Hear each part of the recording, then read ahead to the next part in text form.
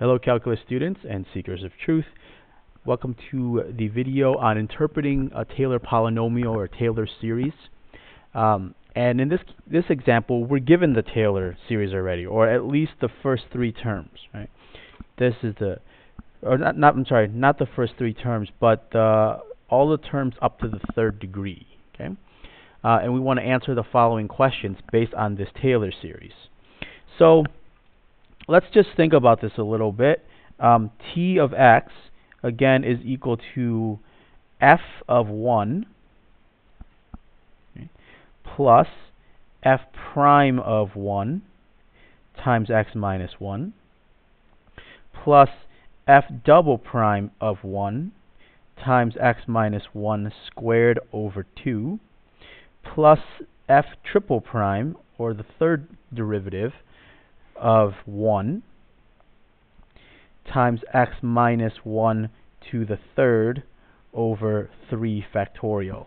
And in fact, there's actually a 0 factorial here, a 1 factorial here, and this 2 here is really 2 factorials. These should all be factorials if we apply the definition of a Taylor polynomial correctly. Okay, and this problem is saying if we were to apply the definition of a Taylor polynomial to some mystery function f of x, this is what we would get. And we want to know, well, what is some of these important behavior or details about the function. And this is really just testing and exercising your understanding of a Taylor series or a Taylor polynomial. So one of the things we can say is f of 1 is usually the simplest one to answer. The first term here is f of 1 over 0 factorial, which is just 1. So we know that f of 1 is equal to 3. Okay? Because that's the first term of t of x. Okay? How about B? Find the critical points of f of x. Well, this is a little bit trickier. And again, we might not be able to answer all of this based on the information given. But remember that the critical point is where f prime of x equals 0 or f prime is undefined. Okay. So let's look at this Taylor polynomial here and see if we can figure out where f prime is equal to 0. Now, if you look at the meaning of the Taylor polynomial, the definition of the Taylor polynomial here, and the specific result here, okay, if you notice, the x minus 1 term is missing from this specific Taylor polynomial. If we were to take the general version, this is what we get, and apply to this mystery function f of x, then we end up, you see that here the x minus 1 term is missing. Therefore, okay, so since there is no x minus 1 term in t of x, we can only conclude that f prime of 1 must equal 0. Thus, x equals 1 is a critical point. Okay. X equals 1 is a critical point of this, because the f prime term here is missing completely from t of x. So it must have been 0. Okay. C. Indicate if the critical points are local min, local max, or neither. Now, before we get there, I want to stress something here. This might not be the only critical point. Okay? There may be other critical points in here that we don't know. And but all we can say is that x equals 1 is definitely a critical point. Maybe other places are also, maybe there are other critical points in here as well. Okay.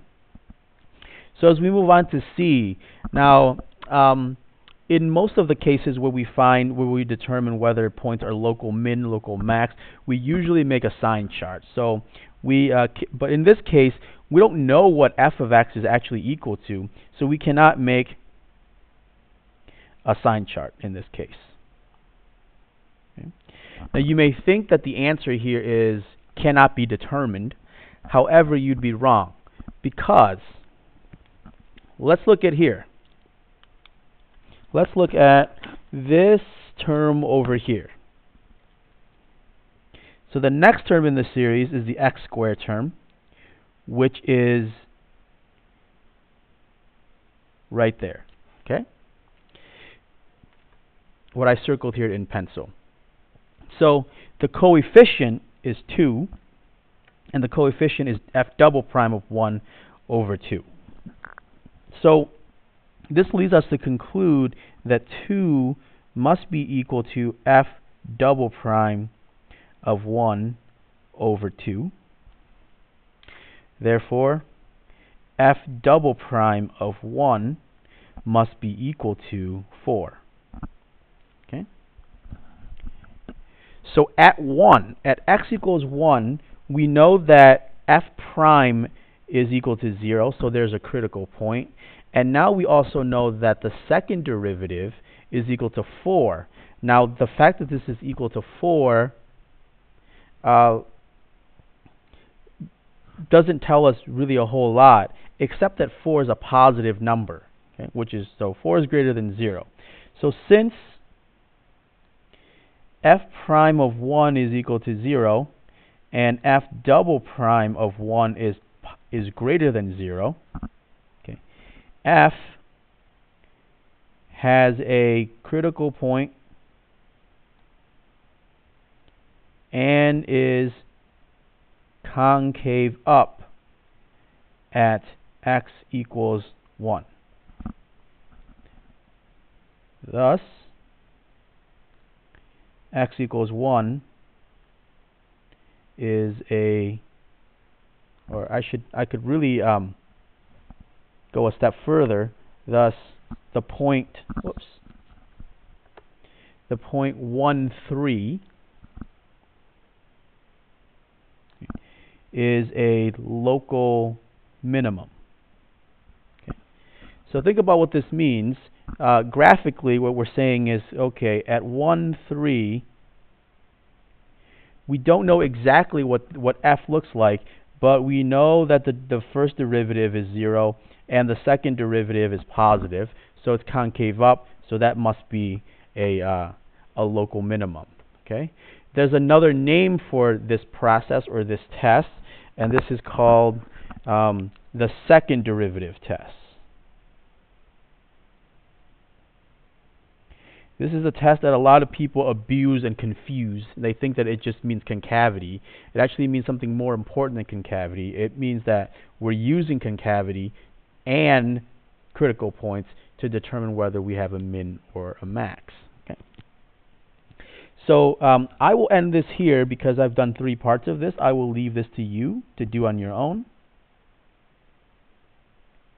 So really, I just want you to think and reason whether this can be found. This is what is the inflection point? If we have enough information to find the inflection point. If it is, find it. If it's not, explain why not, or explain what may be missing. So I want to point out again that what we're doing here doesn't give us a complete picture of f of x. We're just trying to think through and trying to relate the Taylor polynomial to the original function and try to understand what that really means. Okay. Example 3 here we will do in class or at a later time. Thank you for watching and have a wonderful day.